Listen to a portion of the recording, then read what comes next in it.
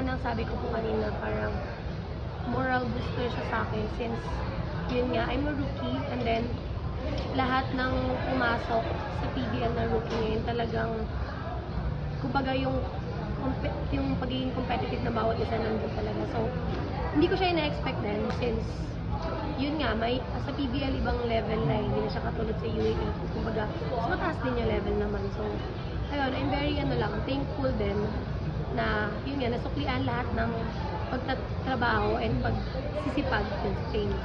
Ako naman, hindi ko naman masyadong pinipressure yung sarili ko when it comes to like performing, kanyari sa mga games. Lagi ko lang naman mindset is ano yung mga pwede ko pang ma-improve every conference. Parang sa UAAP, every season, dito naman every conference. So, siguro yun lang, hindi kasi ako nasa-satisfied every game. Yan. So, I believe talaga lagi na meron akong kayang ma-improve and matulong sa team.